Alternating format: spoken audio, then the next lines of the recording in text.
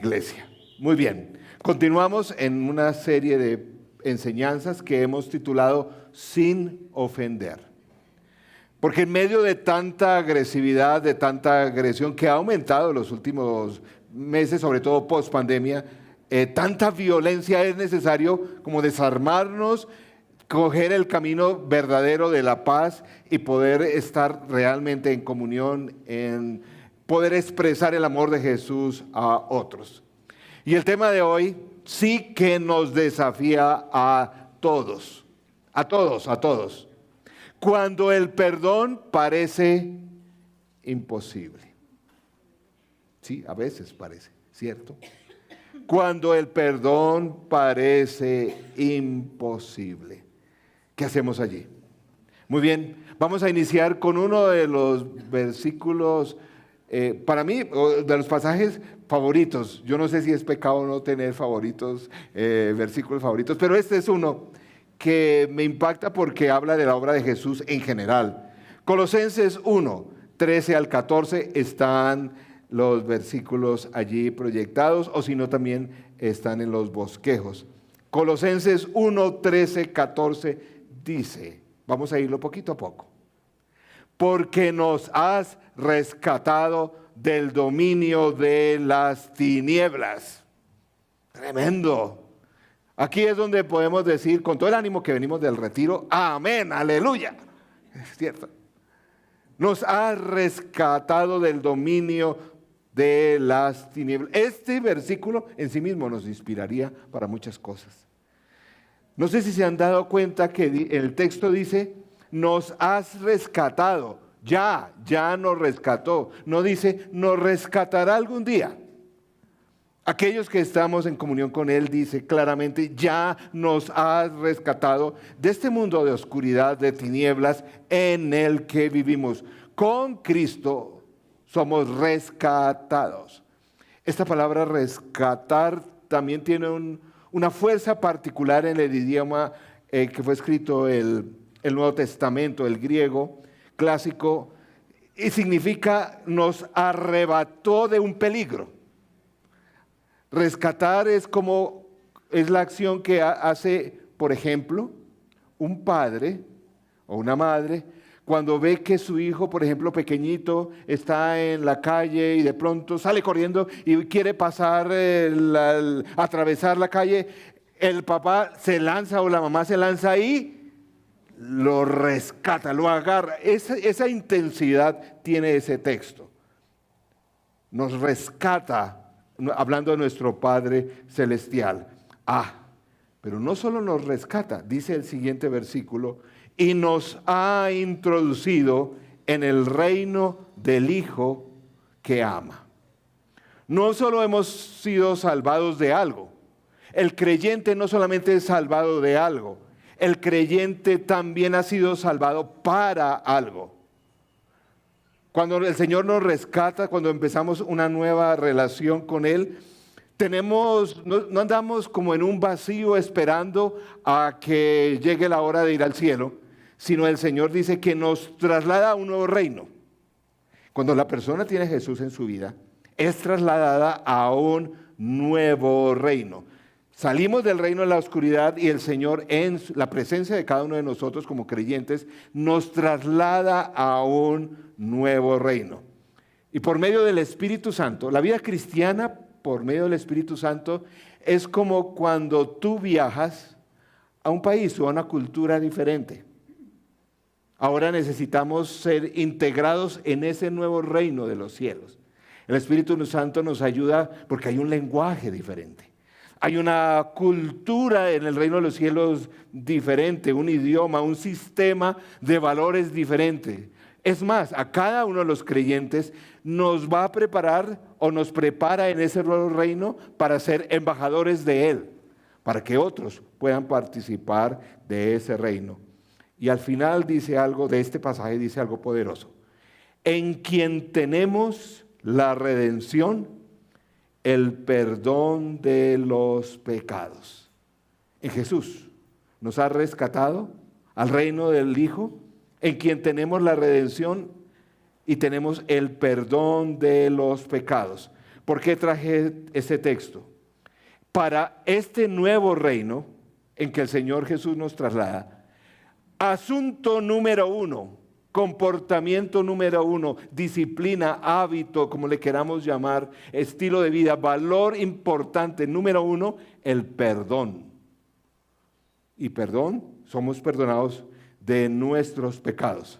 Pero sabemos que ese perdón con la relación con Jesús no es solamente vertical, ¿no? Es decir, nuestro Dios que nos perdona a nosotros nuestros pecados, sino esa obra del Señor en nuestra vida nos ayuda a perdonar a los otros. La cruz tiene ese sentido, vertical recibiendo el perdón de Dios, pero también extendiendo el perdón de Dios a otros. Pero ese perdón de Dios tiene que tener una perspectiva. Hoy vamos a hablar de una parábola que nos ayuda en términos de esa dificultad que todo ser humano tenemos para perdonar. Todo ser humano tenemos dificultad para perdonar. Pero esta parábola, que está en Mateo 18, versículos 23 al 30, nos da una perspectiva del perdón de Dios. Y esa perspectiva creo que nos ayuda a poder extender ese perdón a otros. Aquí esta parábola surge en respuesta a una pregunta del apóstol Pedro. ¿Se acuerdan que estaba con Jesús? Y Pedro llega y le dice, Señor, bueno, sí, todo esto del perdón lo entiendo, ¿cierto? Dice Pedro a Jesús. Pero ¿hasta cuántas veces debemos perdonar? ¿Recuerdan? Está en ese contexto, por lo menos en el Evangelio de Mateo. Bueno, ¿y eso hasta cuánto? 70 veces 7 y todo eso. El Señor dice, mire, cuando hablemos del perdón, pensemos en esta parábola. Vamos a leerla rápidamente. Por eso, el reino de los cielos puede compararse a cierto rey que quiso ajustar cuentas con sus siervos. Y al comenzar a ajustarlas, le fue presentado uno que le debía 10,000 talentos. Escogí la versión de las Américas porque habla específicamente del tema de los talentos. Otras versiones hablan de otros, pero ya me explico por qué. ¿Que le debía cuántos talentos? A ese rey. Pero no teniendo él con qué pagar, su señor ordenó que lo vendieran junto con su mujer e hijos y todo cuanto poseía, y así pagara la deuda. Entonces el siervo cayó postrado ante él diciendo, ten paciencia conmigo y todo te lo pagaré. Y el señor de aquel siervo tuvo compasión y lo soltó y le perdonó la deuda. Pero al salir aquel siervo, encontró a uno de sus consiervos que le debía, ¿cuánto? 100 denarios. Y echándole mano, lo ahogaba, es decir, que lo cogió así del cuello, le dijo, ¿cierto? Dice, 100 denarios, echándole mano, lo ahogaba diciendo, paga lo que debes. Entonces su consiervo, cayendo a sus pies, le suplicaba diciendo, ten paciencia conmigo y te pagaré.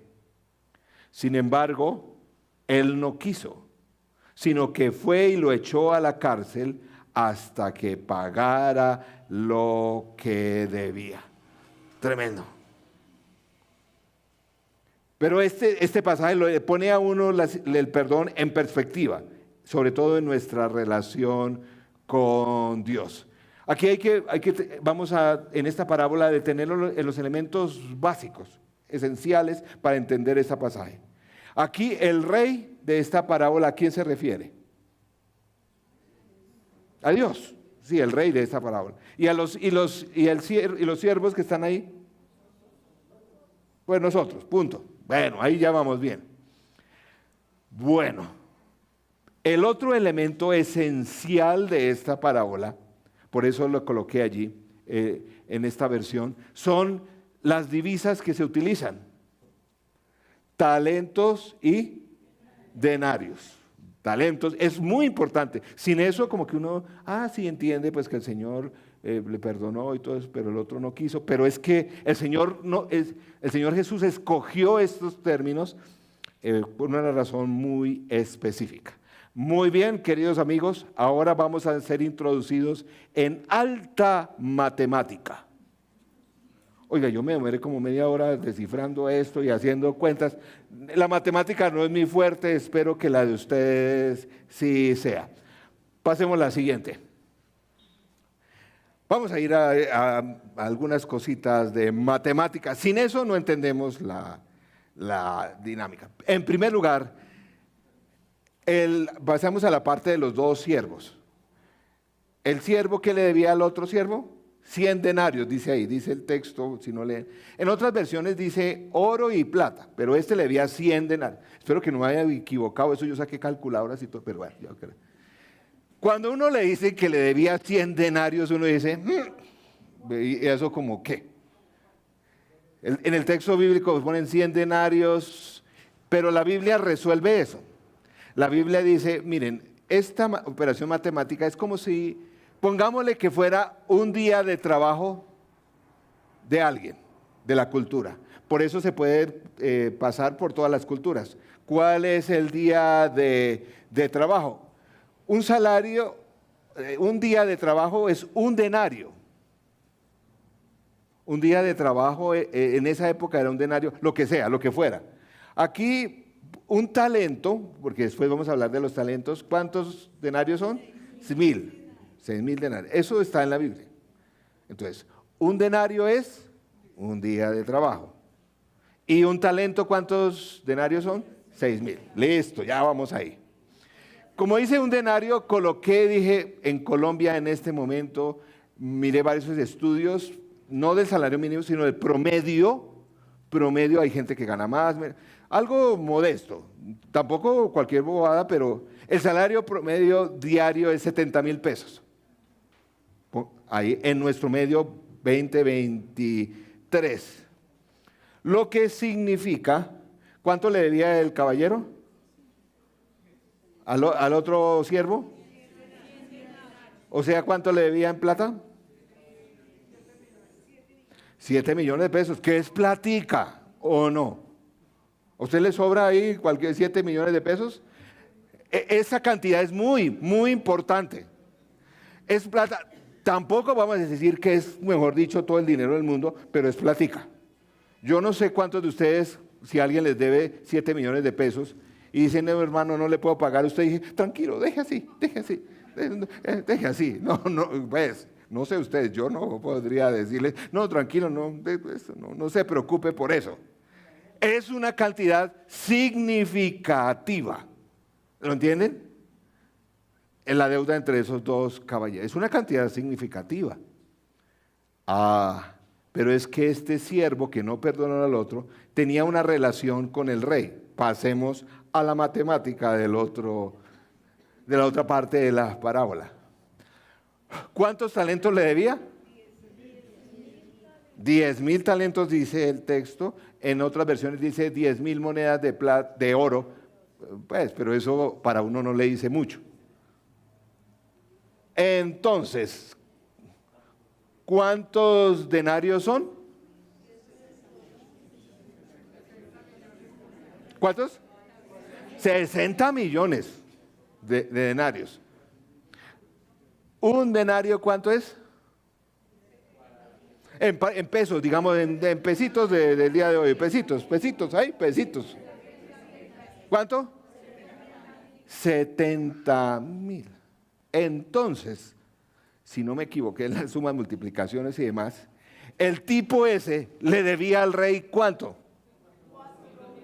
Inclusive yo no sabía cómo decía esa suma. Creo que se dice 4 billones, creo que se lee eso así. 4,200,000,000,000 de pesos. No es 4,200 millones. No. Ay, matemática esa. 4 billones. Vea, hasta ya los revise. A mí me tocó sacar esas calculadoras que... Sí. Listo. Es decir, no nos tranquilicémonos con tantos números. Quiere decir, oiga, toda la plata del mundo. Toda la plata del mundo le debía. O sea, o 4.200.000.000.000. Oiga, eso no es toda la plata. Yo me preguntaba una cosa y dice, ¿a qué horas ese siervo se gastó toda la plata? Porque pues si le debía es porque se la gastó. Bueno, pero el punto ahí es que ilustra es que le debe mucha comparado a lo que le debía, que es platica. El otro siervo le debía 7 millones platica, pero comparado a esto, no, pues eso no, pues no era nada. Y hay un detalle que nota, ahí pequeño, miren en la parábola, hay un detalle muy simpático, que el siervo cuando viene el rey le dice, bueno, págueme o si no, le dice, ay no, por favor, ¿qué dice? Tenga paciencia, ¿que qué? ¿Cómo dice? Que se la pagare. No sé si se han dado cuenta de ese. No tenga paciencia que yo se la pago. Pues, yo leí esto en un contexto latinoamericano y dice, oiga, se parecen a los hombres colombianos. Todos decimos, no, eso se la pago ahí, ya. Como que no tenemos el valor eso quiere decir que, oiga, al señor le debían plata, pero comparado a lo que le perdonaron, ¿alguien te debe a ti algo? No está, esta parábola no está diciendo, ay, lo que te deben no importa, porque puede ser que te deben, no sé si es plata, pero puede ser que alguien te haya herido y te haya herido feo, haya sido profundo, es difícil. La parábola no está diciendo, ay, ¿ustedes cómo no van a perdonar? No, es que la deuda es grande que tienen contigo, familia, hermanos, no sé, relaciones, puede ser dinero, pero comparado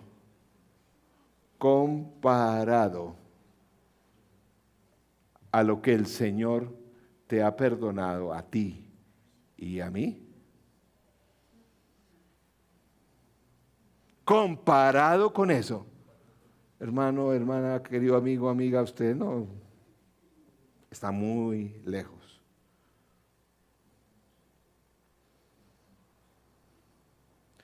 Miren, y ahí es cuando viene, pero Juan, yo tengo derecho a no perdonar. Una persona que alguna vez vi en consejería me dijo, es que yo tengo derecho a no perdonar.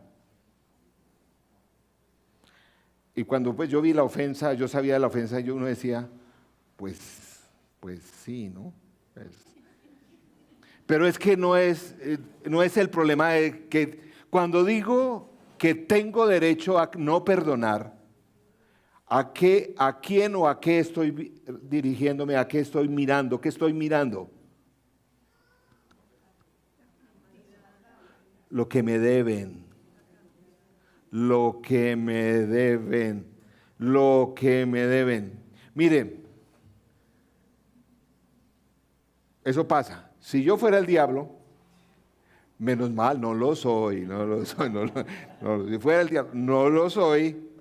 Yo distraería a la gente en sus relaciones y en el diario vivir para que se enfocara siempre en lo que le deben las otras personas, en el daño que las otras personas, y no en lo que nuestro Salvador ha hecho por cada uno de nosotros.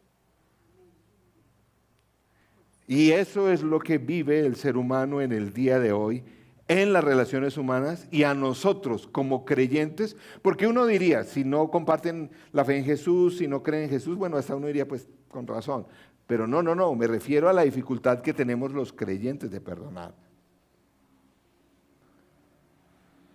A eso, el texto bíblico, el enemigo o nuestra propia naturaleza le llama orgullo. Orgullo.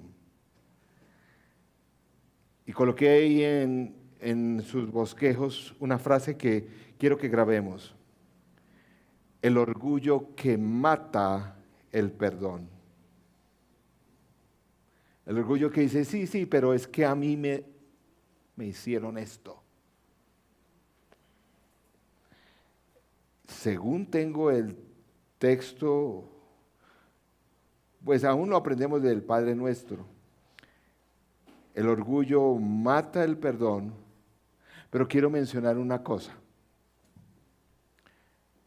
Para el perdón, y eso lo vamos a ver un poquito ahora, es necesaria la confesión de pecados.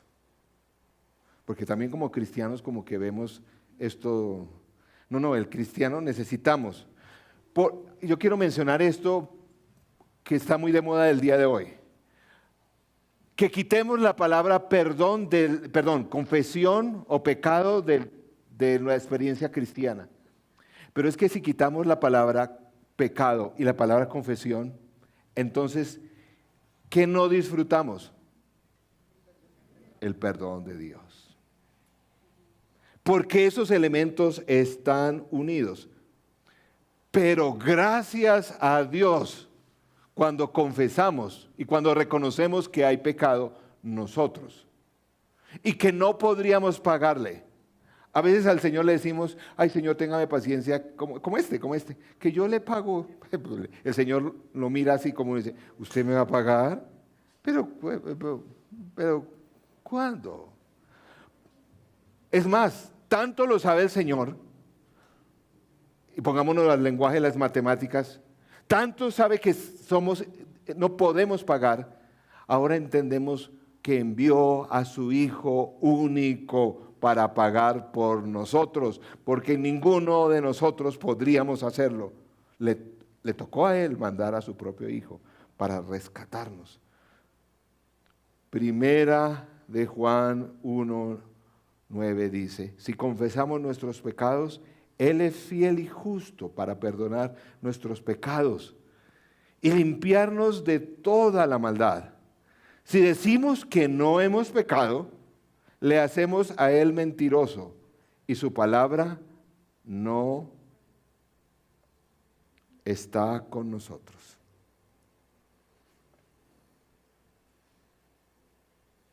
¿Saben? Nosotros le decimos al Señor, ¿recuerdan la cantidad? Le decimos, Señor, ¿cuál 4 billones que le debemos? Tampoco somos tan malos, ¿cierto? Empezamos a decir, no, eso será ese fulano que mató a todos. No, pero nosotros, Señor, tampoco, 4 billones no estamos en esa categoría. Porque el orgullo nuestro nos limita de poder aceptar que le debemos y que no podemos pagar. El orgullo. ¿Saben? Quisiera también dejarles con respecto a esto. A nuestro Dios odia el orgullo. ¿Han leído esos textos en la palabra? Que si hay algo que aborrece el Señor es el orgullo. La persona altiva, orgullosa. Y yo me puse a pensar en esto, ¿pero por qué?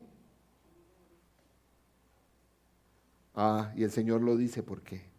No porque si tú eres una persona orgullosa, la identidad de nuestro Dios se ve afectada su poder, Él no se ve afectado. ¿Saben por qué el Señor odia tanto el orgullo tuyo y mío? Porque ese orgullo nos limita y nos impide recibir su perdón. Nos impide, ese orgullo te impide a ti y a mí pedirle perdón a Dios y recibir la bendición, el perdón de todos esos pecados. Por eso es que Dios odia el orgullo. No porque le hagan algo a Él, un desplante al Señor, sino porque el orgullo limita al ser humano de recibir la bendición del perdón. El Señor no quiere que tú y yo seamos orgullosos, no por Él, porque se le quite algo de su majestad, de su gloria, no. Es porque nosotros nos estamos quitando algo de Él. Diariamente necesitamos de la gracia de Dios y de su perdón. diariamente. Tú y yo necesitamos tener la libertad del perdón de Dios y la libertad de perdonar a otros. El recibir perdón y el perdonar a otros trae en primer lugar la paz. La paz que se encuentra en el perdón. El perdón, ahí hay una foto. El perdón de Dios trae paz al recibir el perdón, pero también a perdonar a otros. Esta foto de una chica que se llama Sara. Hasta ahí. Sara fue criada, se levantó en una comunidad, en una región de este mundo, donde es de los sitios más secularizados del mundo. Cero religión, cero, ninguna, no es ninguna creencia, cero se levantó. Sus padres se confesaban ateos y no consideraban nada de eso. Sarita, esta Sara, 16 años, tremenda mujer. Entró al colegio, entró al bachillerato y por accidente dirían unos, otros dirían por la gracia de Dios, conoció a otros jóvenes que estaban en un colegio, nada cristiano, nada religioso, pero conoció a unos jóvenes que sí eran cristianos. Y a través de ver de las relaciones de esta muchacha con estos jóvenes cristianos, ella empezó a ver otra dimensión de la vida. Oiga, en medio de eso, esta chica acepta a Jesús. Eso uno lo dice como, acepta a Jesús. En medio de la cultura de toda una familia que no concebía esa realidad, que una joven a los 16 años acepta al Señor Jesús y entienda que Jesús le perdonó, es tremendo. Pero hasta ahí uno dice, bueno, qué maravilla.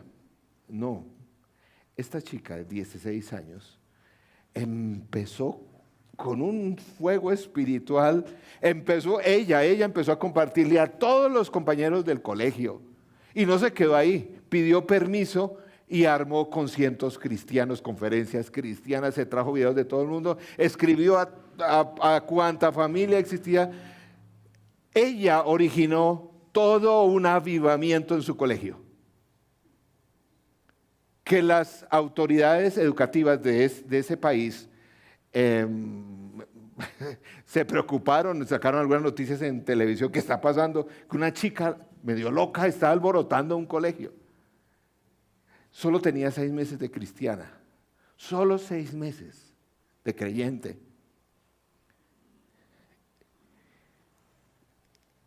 Y Sara recibe la noticia que estaba enfermó algunas cosas, que estaba enferma de cáncer. Ella enfermó de cáncer a los 16 años.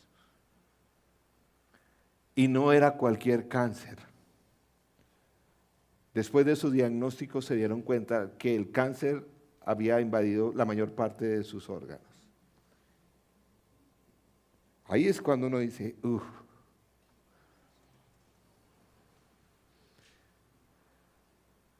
Esta noticia lo sabemos porque el pastor de los jóvenes que le presentaron al Señor Jesús a ella, le llamó un día. Y este pastor escribió la historia. La llamó y dijo, bueno, tengo que llamar a esta chica, debe estar destrozada. Por Dios, 16 años, recién, 6 mesecitos de cristiano y con esto, el pastor la llama. Esas son las conversaciones que uno como pastor dice, por Dios, ¿por dónde empiezo? ¿Qué digo? Creo que algunos hemos estado ahí. ¿Qué se le dice? Hola Sara, tal, soy el pastor. El pastor anota con lujo, la chica el pastor anota con lujo de detalles la respuesta de la chica. Pastor, qué bendición su llamada. Qué alegría poder estar hablando con un siervo del Señor. Pastor, quiero contarle lo que Dios está haciendo en mi colegio. Pastor, mire, hemos tenido conciertos cristianos, familias enteras allá, y habló como por 15 minutos. El pastor decía, esta chica está negando, está en negación, porque pues con esa enfermedad pues está negando. Y el pastor no sabía cómo decirle, pero mijita, Sarita, pero pues estás en una situación difícil también. Ah, pastor, usted se refiere al cáncer. Sí, claro. Y ella dijo, los jóvenes que me presentaron al Señor dijeron que el Dios en que creo, el Jesús en el que creo, si Él lo desea, tiene el poder para sanarme. Y Él puede sanar. Dijo así, una peladita. Tiene el poder para sanarme. Pero si no me sana, yo estoy tranquila. Porque tengo el gozo que Él ha perdonado mis pecados. Wow. Ella sí entiende lo de los 4 billones. Ella, de 16 años, 6 meses de cristiana, entiende lo de los 4 billones. No sé, dijo así, si no, yo estoy tranquila, porque Él ha perdonado mis pecados. Tremendo. Es toda una historia maravillosa. Les cuento que Sara está viva. 15 años después está viva. Luchó 10 años. Eso no fue fácil, no fue así, 2 oracioncitas y ya. 10 años, aquellos que han estado enfermos de quimioterapias, radioterapias y todas las terapias, que se va a morir en un mes, que bueno, todo esto. Por 10 años, hace 5 años se declaró libre de cáncer. Qué belleza. Por ese tiempo, porque ella le había dicho que no, que todavía no, se casa, porque tenía un novio muy cristiano, como lo quieren todas las solteras. Cristiano, bonito y con plata. Hecho. ¿Ves? ¿Qué más? Eso, ¿cierto? A propósito, los últimos 5 años están viviendo en Tailandia, porque ambos son misioneros en Tailandia, trabajando con gente muy humilde en los barrios más pobres en este país, en varias de las poblaciones más pobres, y allí adoptaron hace 2 años una preciosa niña Thai. El pastor cuenta la historia y esta historia se conoce en el mundo, porque las personas que han conocido a Sara dicen que lo que más les impacta es la paz que experimentaron al hablar con esta niña, aún en medio de su enfermedad. Que la paz que ella tenía era tan grande que contagió a todas las personas a su alrededor. Porque la paz tiene ese poder, el perdón de los pecados tiene el poder de traer esa paz al ser humano cuando entendemos cuánto nos ha perdonado el Señor. Si todavía estás en esas luchas con el Señor, tú le estás diciendo al Señor, ay Señor, deme tantico que yo se lo pago. No, pues, si tú y yo fuéramos más conscientes de cuánto nos ha perdonado el Señor, estaríamos tranquilitos, en paz. Sí, que la vida es difícil, que la vida tiene tanto sufrimiento. Sí, pero, ¿cuánto nos ha perdonado el Señor? Pero también la paz tiene el poder, el perdón tiene el poder de desatar el perdón a otros. La otra imagen. Una de las imágenes más terribles que la humanidad ha visto.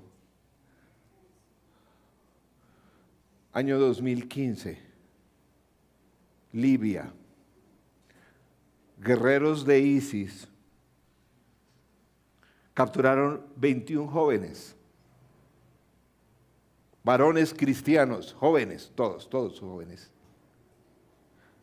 Y grabaron estas imágenes, la publicaron en todas las redes sociales para mostrar al mundo lo que le pasaría a la gente de sus sitios, de sus lugares, de quién era el grupo más poderoso sobre la tierra, para asustar a los creyentes de esa región. Y fueron ejecutados, fueron decapitados, y eso tremendo. Un acto tremendo. Por esa época, ¿cuál fue la respuesta? Uno puede entender la respuesta del gobierno egipcio, porque estos 21 jóvenes eran de nacionalidad egipcia. El gobierno egipcio mandó bombardear por varios días a varias ciudades en Libia como retaliación. Uno puede entender que a nivel de gobierno, no sé, eso puede pasar. Un canal de televisión egipcio, y ustedes pueden verlo, busquen allá en Google y ahí está, a la mamá de uno de estos jóvenes le preguntaron: ¿usted qué castigo le daría a uno de estos guerreros o a los muchachos que sacrificaron a su hijo? La mamá en público dijo: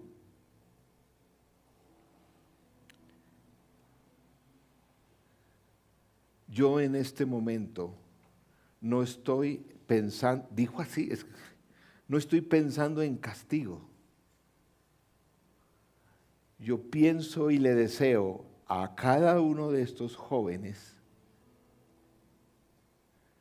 que conozcan el perdón de Jesús. Lo digo y no estaba mintiendo. Que conozcan el perdón de Jesús y puedan tener la paz de Dios en su corazón. Tremendo. Ese video de la mamá se hizo viral, tremendamente viral. Eso no lo registraron otros medios. Los medios en general, las grandes cadenas no lo registraron. Se hizo viral principalmente en el país de Egipto, un país musulmán como conocemos.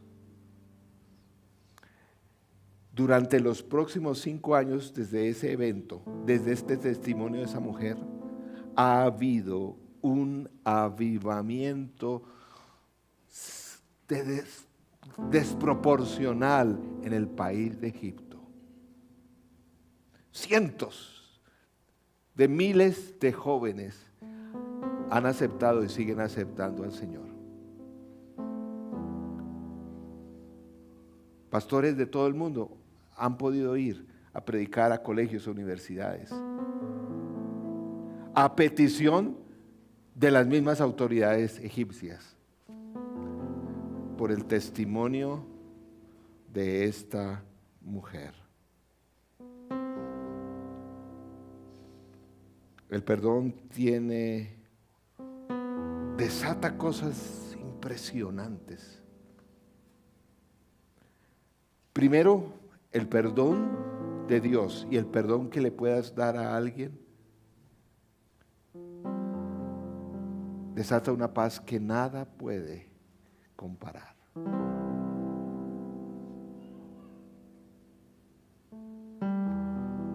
Pero también desata respuestas que ni tú ni yo podemos soñar. Es la perspectiva que esta parábola nos trae a ti y a mí de lo que significa perdonar. Juan, pero es que no sabes lo que me ha pasado. No lo sé. ¿Te ha perdonado el Señor? Eso te debe capacitar para perdonar a otros. Y cuando perdonas se desata una paz en tu vida y en la vida de las personas que vas a tocar, que si tú y yo entendiéramos cuánto nos ha perdonado el Señor. Si lo queremos poner en dinero, 4.200.000.000.000 de... Eso no tiene precio. Cuando veo esa perspectiva, creo que el Espíritu Santo me puede ayudar más fácil para liberarme y liberar a otros, para perdonar y para ser perdonado por otros. Queremos ser una comunidad que toma en serio el asunto del perdón. El perdón en el nuevo reino de los cielos, donde el Señor nos ha transportado, es valor número 1.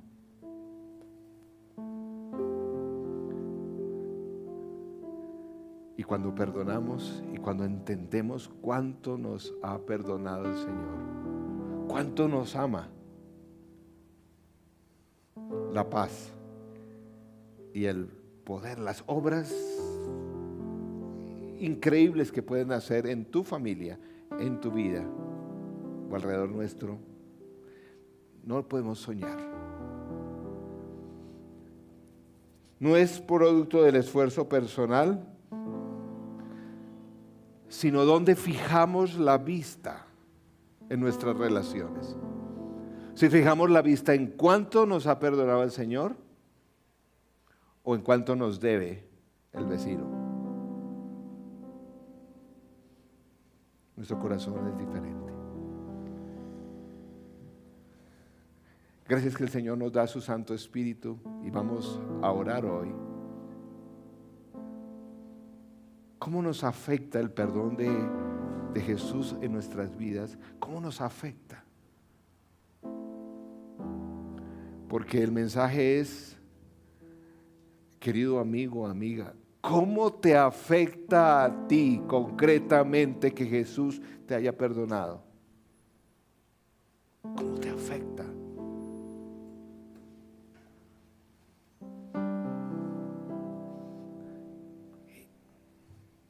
Y debe cambiarte radicalmente.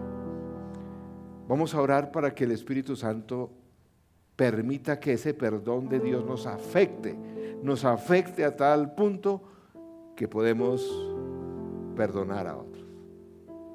Que el perdón de Dios nos afecte para poder perdonar a otros. Oremos. Señor nuestro,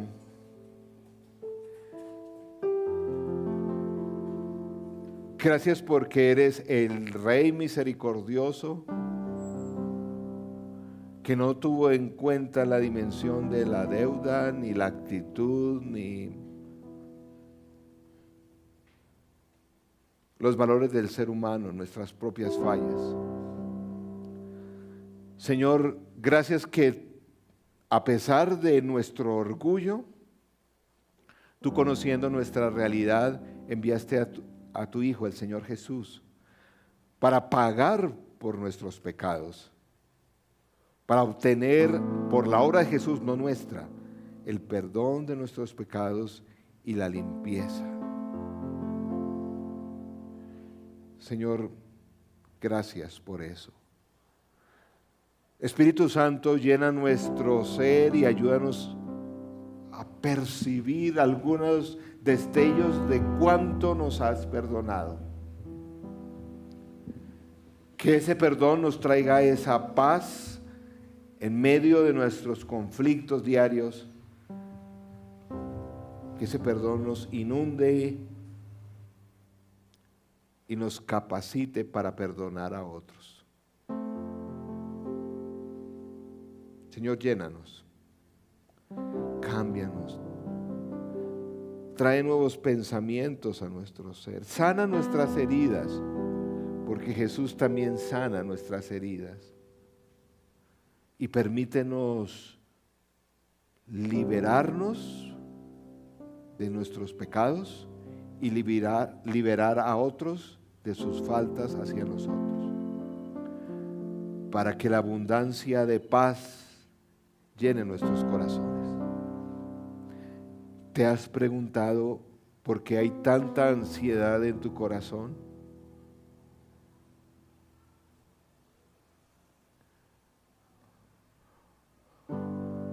Porque el perdón de Dios no te ha impactado lo suficiente, o no has podido librar a otros de sus fallas. Espíritu Santo, ven, llénanos, trae esa paz y haz esos milagros para que podamos perdonar. El perdón es un milagro, para que podamos perdonar aún las cosas que nos es imposible perdonar. Te rogamos, Señor Jesús, que así sea. Y tal vez algunos de los amigos que están presentes por primera vez deben reconocer que son pecadores y necesitan conocer del perdón de Dios.